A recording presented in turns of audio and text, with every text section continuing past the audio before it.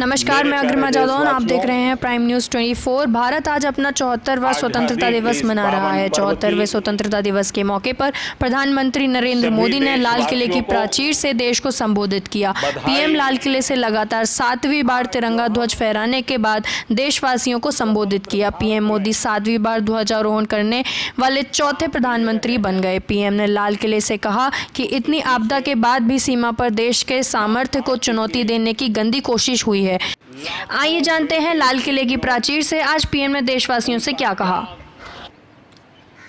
हमारे फौज के जाबाज जवान, हमारे अर्धसैनिक बल, हमारे पुलिस के जवान, सुरक्षा बल से जुड़े हुए हर कोई मां भारती के रक्षा में जुटे रहते हैं, सामान्य मानवीय की सुरक्षा में जुटे रहते हैं। आज उन सबको भी हृदयपूर्वक, आदरपूर्वक स्मरण करने का, उनके महान त्याग तपस्या को नमन करने का पर्व है।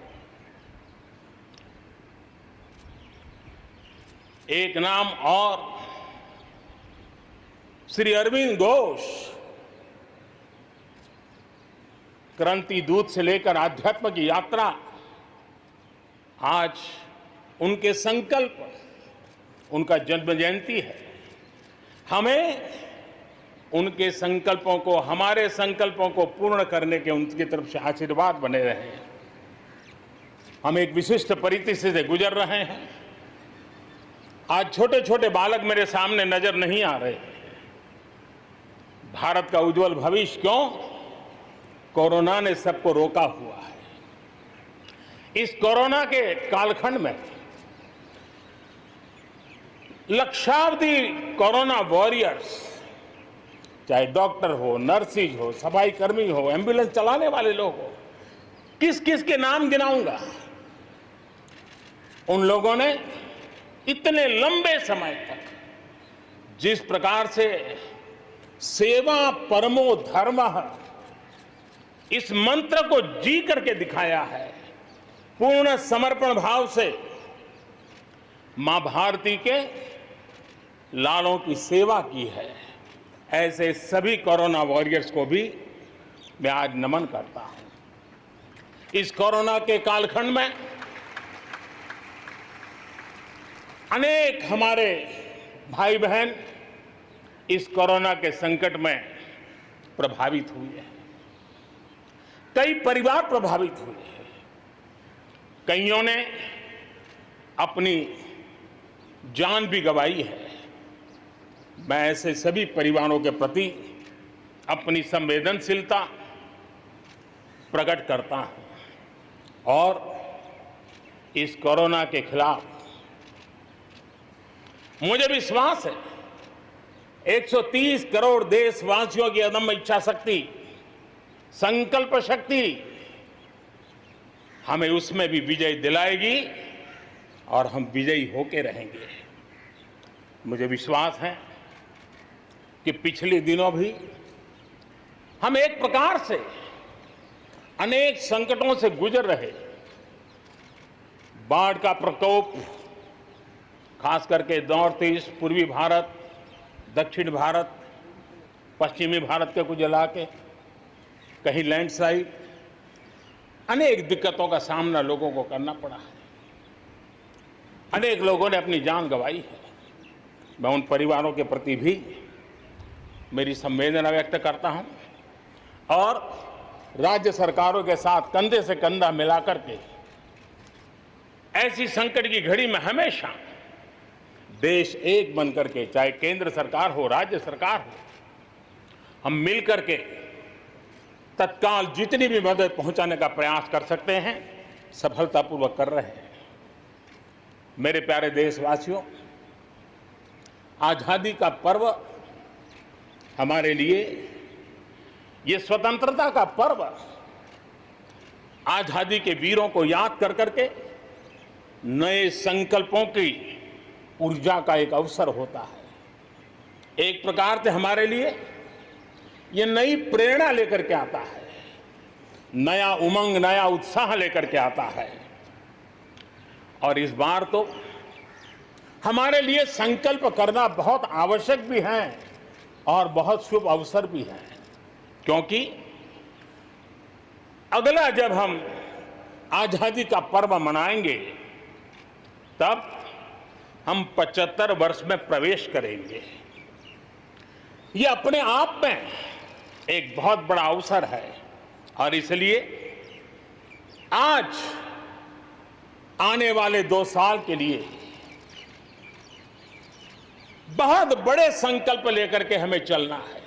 130 करोड़ देशवासियों को चलना है। आजादी के 75 वर्ष में जब प्रवेश करेंगे और आजादी के 75 वर्ष जब पूर्ण होंगे, हम हमारे संकल्पों की पूर्ति का एक महापर्व के रूप में उसको भी मनाएंगे। मेरे प्यारे देशवासियों, हमारे पूर्वजों ने अखंड एक निष्ठ तपस्या करके त्याग और बलिदान की उच्च भावनाओं को प्रस्तावित करते हुए हमें जिस प्रकार से आजादी दिलाई है, उन्होंने न्यौछावर कर दिया है। लेकिन हम ये बात न भूलें कि गुलामी के इतने लंबे कालखंड में कोई भी पल ऐसा नहीं था, कोई भी क्षेत्र ऐसा नहीं था कि जब आजादी की ललक न उठी हो, आजादी की इच्छा को लेकर के किसी ने प्रयास न किया हो, जंग न किया हो, त्याग न किया हो और एक प्रकार से जवानी जेलों में खपा दी, जीवन के सारे सपनों को फांसी के फंदों को चूम करके आहूत कर दिया। ऐसे वीरों को नमन करते हुए और फिर एक तरफ सशस्त्र क्रांति का दौर, दूसरी तरफ जन आंदोलन का दौर, पूज्य बापू के नेतृत्व में राष्ट्र जागरण के साथ जन आंदोलन की एक धारा ने आजादी के आंदोलन को एक नई ऊर्जा दी और हम आजादी के पर्व को आज मना पा रहे हैं। इस आजादी के जंग में भारत की आत्मा को कुचलने के भी निरंतर प्रयास हुए हैं, अनगिनत प्रयास हुए हैं। भारत को अपनी संस्कृति, परंपरा, रीत रिवाज, इन सब से उखाड़ फेंकने के लिए क्या कुछ नहीं हुआ। वो कालखंड था, सैकड़ों सालों का कालखंड था। शाम दाम दंड भेद सब कुछ अपने चरम पर था और कुछ लोग तो ये मान के चलते थे कि हम तो यावत चंद्र दिवाकरो यहां पर राज करने के लिए आए हैं। लेकिन आजादी की ललक ने उनके सारे मंसूबों को जमींदोस्त कर दिया। उनकी सोच थी कि इतना बड़ा विशाल देश, अनेक राजे रजवाड़े, भांति भांति की बोलियां, पहनवेश, खान पान, अनेक भाषाएं, इतनी विविधताओं के कारण बिखरा हुआ देश कभी एक होकर के आजादी का जंग लड़ नहीं सकता है। लेकिन इस देश की प्राण शक्ति वो पहचान नहीं पाए। अंतर्भूत जो प्राण शक्ति है, एकता का सूत्र जो हमें सबको बांध करके रखा हुआ है, उसने आजादी के उस पर्व में पूरी ताकत के साथ जब वो मैदान में आया तो देश आजादी के जंग में विजयी हुआ। हम ये भी जानते हैं कि वो कालखंड था, विस्तारवाद की सोच वालों ने दुनिया में जहां भी फैल सकते के फैलने का प्रयास किया, अपने झंडे गाड़ने की कोशिश की। लेकिन भारत का आजादी का आंदोलन दुनिया के अंदर भी एक प्रेरणा का पुंज बन गया, दिव्य स्तंभ बन गया और दुनिया में भी आजादी की ललक जगी। और जो लोग विस्तारवाद के अंधी दौड़ में लगे हुए थे, अपने झंडे गाड़ने में लगे थे, उन्होंने अपने इस मंसूबों को, विस्तारवाद के मंसूबों को पार करने के लिए दुनिया को दो महाविश्व युद्ध में झोंक दिया, मानवता को तहस नहस कर दिया, जिंदगियां तबाह कर दी, दुनिया को तबाह कर दिया। लेकिन ऐसे कालखंड में भी, युद्ध की विभीषिका के बीच भी भारत ने अपनी आजादी की ललक को नहीं छोड़ा, न कमी आने दी न नमी आने दी। देश बलिदान करने की जरूरत पड़ी, बलिदान देता रहा, कष्ट झेलने की जरूरत पड़ी, कष्ट झेलता रहा, जन आंदोलन खड़ा करने की जरूरत पड़ी, जन आंदोलन खड़ा करता रहा। और भारत की ये लड़ाई ने दुनिया में आजादी के लिए एक माहौल बना दिया। और भारत की एक शक्ति ने दुनिया में जो बदलाव लाया, विस्तारवाद के लिए चुनौती बन गया भारत। इतिहास इस बात को कभी नकार नहीं सकता है। इतिहास इस बात को नहीं। मेरे प्यारे देशवासियों, आजादी की लड़ाई में पूरे विश्व में भारत ने अपनी एकजुटता की ताकत, अपनी सामूहिकता की ताकत, अपने उज्जवल भविष्य के प्रति अपना संकल्प, समर्पण और प्रेरणा, उस ऊर्जा को लेकर के देश आगे बढ़ता चला गया। मेरे प्यारे देशवासियों, कोरोना वैश्विक महामारी के बीच 130 करोड़ भारतीयों ने संकल्प लिया, संकल्प आत्मनिर्भर बनने का। और आत्मनिर्भर भारत आज हर हिंदुस्तान के मन मस्तिष्क को में छाया हुआ है। आत्मनिर्भर भारत, ये सपना संकल्प में परिवर्तित देख रहे हैं। आत्मनिर्भर भारत ये एक प्रकार से शब्द नहीं, ये आज 130 करोड़ देशवासियों के लिए मंत्र बन गया है।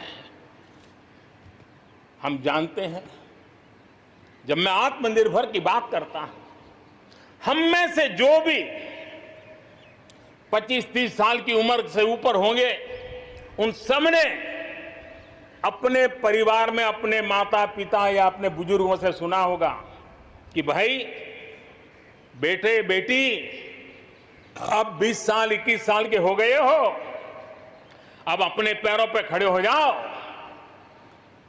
20-21 साल में भी परिवार संतानों से अपने पैरों पर खड़े होने की अपेक्षा करता है। हम तो आजादी के 75 वर्ष के एक कदम दूर है, तब हमारे लिए भी भारत जैसे देश को अपने पैरों पर खड़ा होना अनिवार्य है। आत्मनिर्भर बनना अनिवार्य है। जो परिवार के लिए आवश्यक है, वो देश के लिए भी आवश्यक है। और इसलिए, और मुझे विश्वास है, भारत इस सपने को चरितार्थ करके रहेगा। और उसका कारण मेरे देश के नागरिकों के सामर्थ्य पर मुझे यकीन है। मुझे मेरे देश की प्रतिभा पर गर्व है।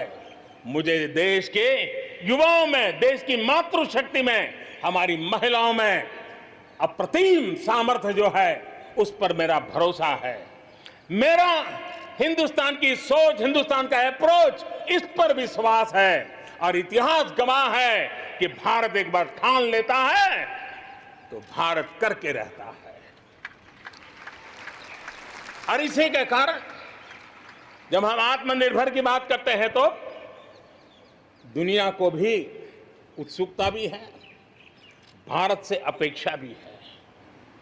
और इसलिए हमें उस अपेक्षा को पूर्ण करने के लिए अपने आप को योग्य बनाना बहुत आवश्यक है।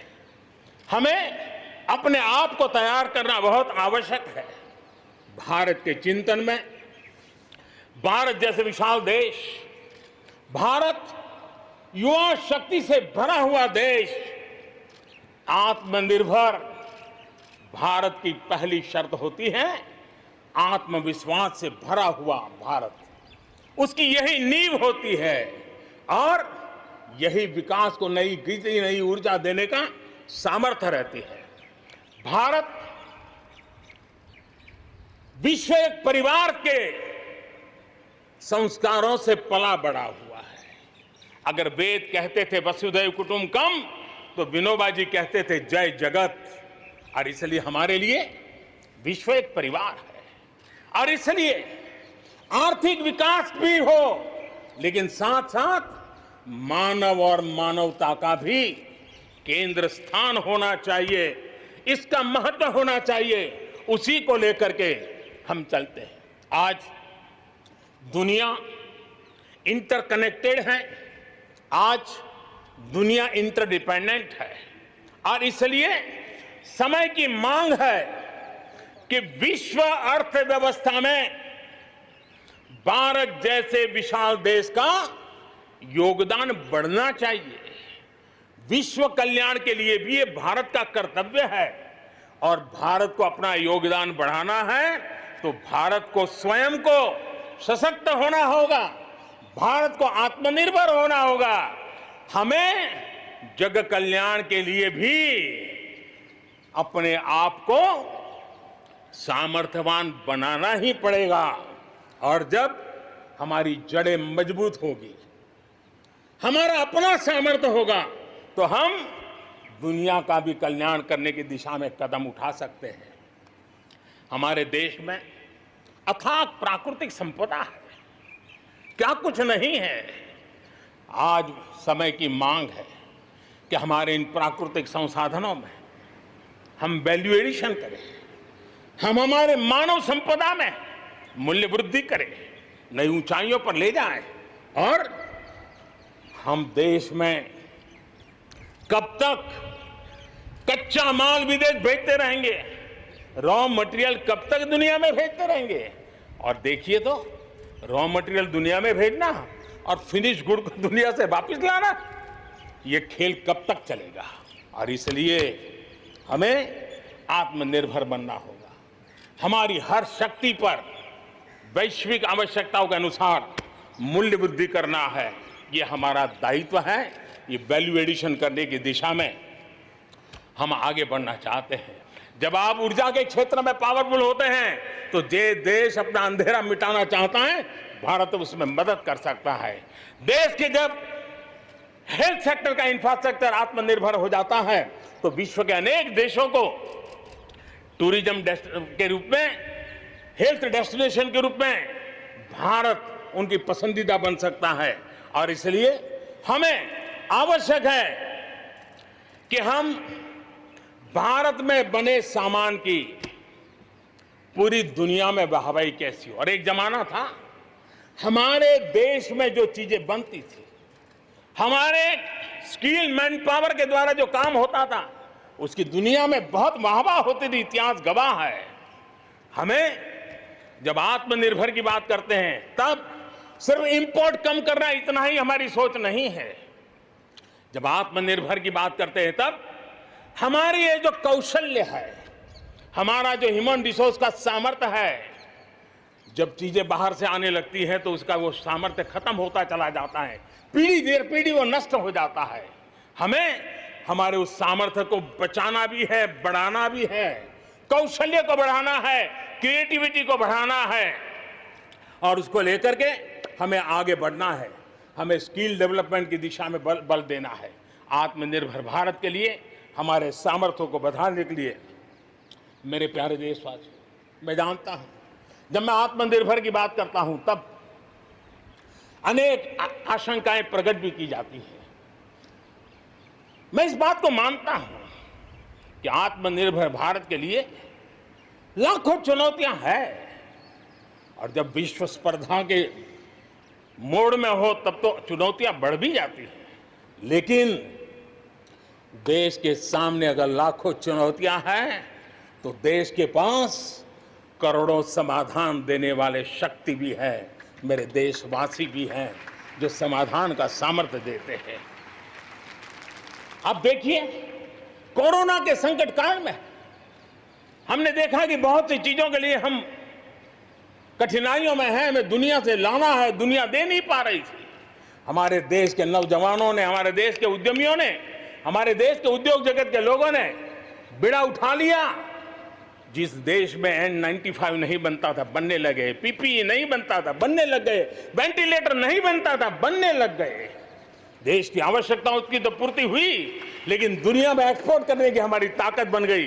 दुनिया की जरूरत थी आत्मनिर्भर भारत दुनिया को कैसे मदद कर सकता है, आज हम इसमें हम देख सकते हैं। और इसलिए विश्व की भलाई में भी भारत का योगदान करना ये दायित्व बनता है। और उसलिए भी हमें उसी प्रकार से बहुत हो चुका। आजाद भारत की मानसिकता क्या होनी चाहिए? आजाद भारत की मानसिकता होनी चाहिए वोकल फॉर लोकल।